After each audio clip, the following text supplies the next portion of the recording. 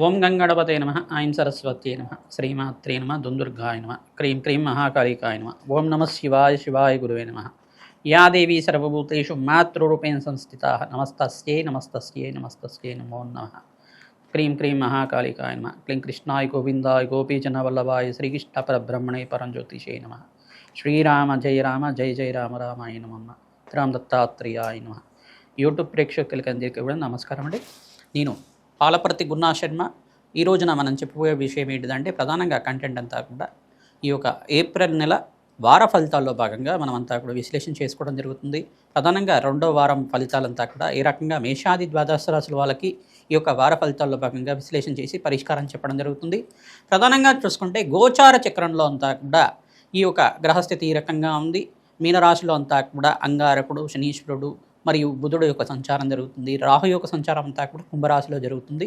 ప్రధానంగా చూసుకుంటే ఈ వారం మధ్యలో మనకి ప్రధానంగా చూసుకుంటే ఈ యొక్క గ్రహస్థితి అంతా కూడా సూర్య భగవానుడు అంతా కూడా ఈ యొక్క 14వ తారీఖు తర్వాత అంతా కూడా మేషరాశిలో అంతా కూడా సంచారం చేయడం జరుగుతుంది. ఉచ్చస్థానంలో మార్పు జరగడం జరుగుతుంది. ప్రధానంగా చూసుకుంటే ఇక్కడ బృహస్పతి సంచారం అంతా కూడా మిథున రాశిలో సంచారం జరుగుతుంది. కేతు యొక్క సంచారం అంతా కూడా ఈ యొక్క సింహరాశిలో సంచారం జరుగుతుంది. ప్రధానంగా శుక్రుడు అంతా కూడా ఈ మాసంలోనే ప్రధానంగా చూసుకుంటే తన సొంత రాశి అయిన వృషరాశికి అంతా కూడా మారడం జరుగుతుంది. తద్వారా అష్టైశ్వర ప్రాప్తి కలగడానికి ఆస్కారం ఉంటుంది. ఈ వారంలో ప్రధానంగా గ్రహస్థితి అంతా కూడా చూసుకుంటే చంద్రుడు అంతా కూడా ఈ రకంగా మారడం వల్ల గజకేసరి యోగం అంతా కూడా సిద్ధించడానికి ఆస్కారం ఉంటుంది. ప్రధానంగా ఈ యొక్క బృహస్పతి అనుగ్రహం వల్ల కొన్ని రాశుల వాళ్ళకి గురుకటాక్షం అంతా కూడా సిద్ధించడానికి, కార్యసిద్ధి కలగడానికి ఆస్కారం ఉంటుంది. ఈ యొక్క గ్రహస్థితి కేంద్రంగా అంతా కూడా చూసుకుని మేషాది ద్వాదశ రాశుల వాళ్ళకి ఎటువంటి ఫలితాలు వస్తాయి సంపూర్ణంగా విశ్లేషణ చేయడం జరుగుతుంది. మీ వృత్తిరీత్యా, ఉద్యోగరీత్యా, వ్యాపారరీత్యా ఎటువంటి పరిష్కారం ఆచరిస్తే కనుక అఖండ ఐశ్వర్య ప్రాప్తి కలుగుతుంది. ఆకస్మికంగా ధనయోగ ప్రాప్తి కలుగుతుంది. ప్రధానంగా ఈ యొక్క గ్రహస్థితి మెరుగుపడడానికి ఎటువంటి పరిష్కారాలంతా కూడా ఆచరించాలి, ఏ గ్రహానికి అంతా కూడా దానాది కార్యక్రమాలు ఆచరించుకోవాలి అంతా కూడా విశ్లేషణ చేసుకొని మేషాది ద్వాదశ రాశి వాళ్ళకంతా కూడా పరిష్కారం చెప్పడం జరుగుతుంది. మేము చెప్పే పరిష్కారం అంతా కూడా గోచార చక్రవశాత్ అంతా కూడా ఉంటుంది. మీ జన్మ జాతకమే ప్రధానమైన జాతకంగా ఉంటుంది. కావున గోచార చక్రాన్ని మరియు ఈ యొక్క జన్మజాతకాన్ని రెండు అన్వయం చేసుకొని చూసుకోవాలి. ప్రతినిత్యం కూడా గోమాత సేవ చేయడం వల్ల మీకంతా కూడా అదృష్ట యోగం సిద్ధిస్తుంది. అఖండ ఐశ్వర్య ప్రాప్తి కలుగుతుంది. అదృష్ట లక్ష్మి యోగ అనుగ్రహం వల్ల మీకంతా కూడా ధన ధాన్యాది సమృద్ధి కలగడానికి ఆస్కారం ఉంటుంది. తద్వారా మీరంతా కూడా జాతకరీత్యా ఉన్న దోషాలకంతా కూడా పరిష్కారం ఆచరించుకుంటూనే గోచారీత్య గ్రహస్థితి అంతా కూడా మెరుగుపడడానికి ఆస్కారం ఉంటుంది. కావున ఈ పరిష్కారం అంతా కూడా ఆచరిస్తే కనుక శీఘ్ర ఫలితాలు పొందుతారు. వృశ్చిక రాశి జాతకులకి ఏప్రిల్ నెల వార ఫలితాల భాగంగా రెండో వారంలో ఫలితాలంతా కూడా విశ్లేషణ చేయడం జరుగుతుంది. ఈ వారంలో మీకంతా కూడా ఏ గ్రహాల వల్ల అదృష్టం కలిసి వస్తుంది, ఏ గ్రహాలకంతా కూడా శాంతి పూజలు ఆచరించుకోవడం వల్ల అఖండ లాభాలు గణించడానికి ఆస్కారం ఉంటుందో తెలుసుకోవడం జరుగుతుంది.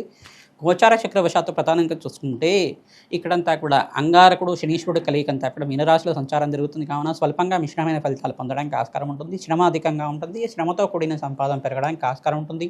ప్రతినిత్యం కూడా నవగ్రహాలకి పూజ ఆచరించుకోవడం, నవగ్రహాలకి అభిషేకం చేయడం, 27 ప్రదక్షిణాలు ప్రతిరోజు కూడా ఆచరించడం వల్ల అఖండ లాభాలు గణించడానికి ఆస్కారం ఉంటుంది.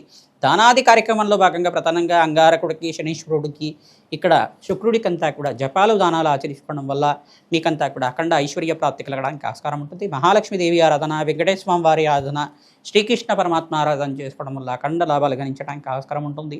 పరమేశ్వరుడి దేవాలయంలో అన్నాభిషేకం చేయించడం వల్ల అప్పుల బాధల నుంచి బయటపడడానికి ఆస్కారం ఉంటుంది. ప్రతినిత్యం కూడా ఈ యొక్క పరమేశ్వరుడి ప్రీతికరంగా మల్లెపూలతో అర్చించడం వల్ల అఖండ ఐశ్వర్య ప్రాప్తి కలుగుతుంది. వివాహాది శుభకార్యాల కోసం చర్చలు జరుగుతూ ఉంటాయి. తద్వారా లాభాలు గణించడానికి ఆస్కారం ఉంటుంది.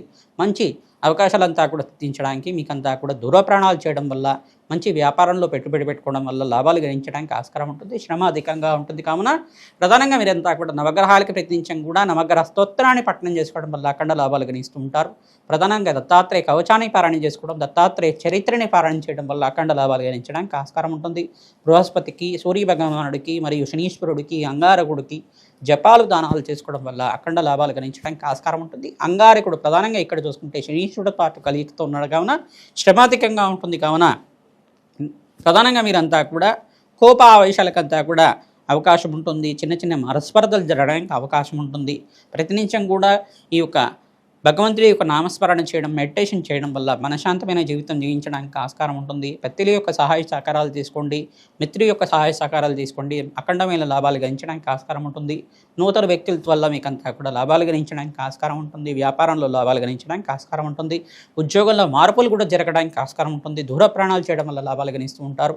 తద్వారా మీకు మంచి ఫలితాలు పొందడానికి ప్రతినిత్యం కూడా ఈ యొక్క రావి చెట్టు, వేప చెట్టు ఉన్న ప్రాంతం దగ్గర, వృక్షాసనం దగ్గర చిమ్మిలిని నివేదన చేయడం వల్ల, ఆవనైతో దీపారాధన చేసి ఎక్కడంతా కూడా దేవి ఖడ్గమాల స్తోత్రాన్ని పఠనం చేసుకోవడం వల్ల అఖండ లాభాలు గ్రహించడానికి ఆస్కారం ఉంటుంది.